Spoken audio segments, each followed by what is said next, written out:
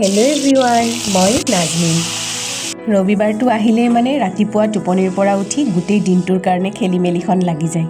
আজিনো ৰাতিপুৱাৰ সাজত কি বনাওঁ?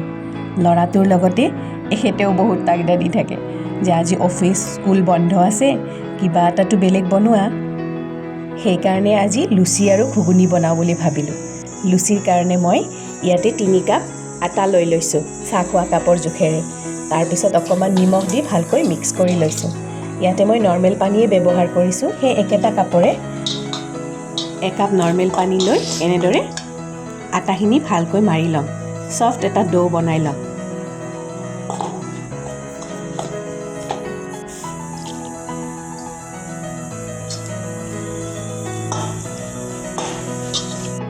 এইফালে ডোটো বনাই ধুনীয়াকৈ 10 মিনিটমানৰ কাৰণে ঢাকনিখন বন্ধ কৰি ৰেষ্টত থৈ দিম।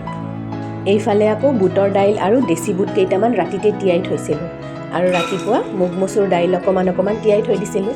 এইখিনি কুকাৰত দি দিলোঁ আৰু লগতে তেজপাত আৰু আলু, এটা সৰু আলু আৰু ৰঙালাও অলপমান দিছোঁ। চব্জি বেছি হ'লেও তৰকাৰীখন খাবলৈ বেছি ভাল নালাগে। পিঁয়াজ আৰু কেঁচা জলকীয়াও দি দিলোঁ। ইফালে আদা নহৰু অকণমান দি দিছোঁ। মিঠাতেল অলপ দিলোঁ, নিমখ, হালধি আৰু অকণমান জিৰা গুড়ি দিলোঁ। এতিয়া পানী খোৱা গিলাচেৰে 2 গিলাচ পানী মই ইয়াতে দি দিম আৰু কমেও 4-5টা হুইচেল লাগিবই, কাৰণ দেশী বুটটো সিজোতে অকণমান সময় লাগে। ইফালে তৰকাৰীখন হয় মানে মই লুচিৰ লাড্ডুকেইটা বনাই ল'ম।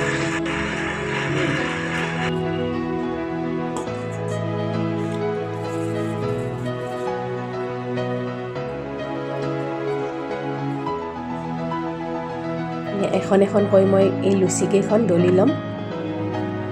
চাওক, একেবাৰে গোল হোৱা নাই মোৰ, তথাপিও গোটেইকেইখন হৈ গ'ল। চাওক, তৰকাৰীও হৈ গ'ল হুইচেল মাৰিলে। অলপ অলপ ভাঙি দিব লাগিব, অলপ অলপ গোটাকৈ ৰাখিব লাগিব। চাওকচোন, বুটটো ইমান ধুনীয়াকৈ সিজিছে। এতিয়া কেৰাহীখনত অকণমান মিঠাতেল দি ইয়াতে নহৰু আৰু অকণমান পাঁচফোৰণ দি ইয়াতে 2টা শুকান জলকীয়া আৰু পিঁয়াজ দি অকণমান ভাজি লৈ তৰকাৰীখিনি ঢালি দিলোঁ।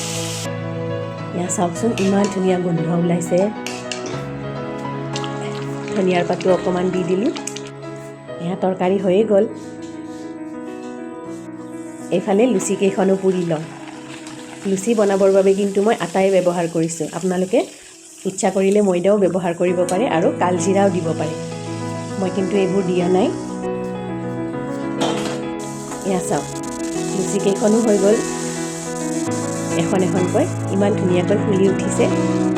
গৰম গৰম ৰাতিপুৱাৰ সাজত খাই খুবেই ভাল লাগে। এতিয়া মই উলিয়াই লওঁ।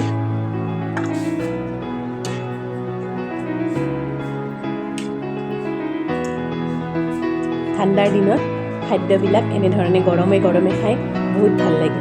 আচাৰখিনিৰ লগততো আৰু ভাল লাগে, নহয়নে বাৰু? চাওক, ভিডিঅ'টো ভাল লাগিছেনে বাৰু? ভাল লাগিছে যদি লাইক, শ্বেয়াৰ আৰু ছাবস্ক্ৰাইব কৰি দিব চেনেলটো। ভিডিঅ'টো শেষলৈ চোৱাৰ বাবে ধন্যবাদ।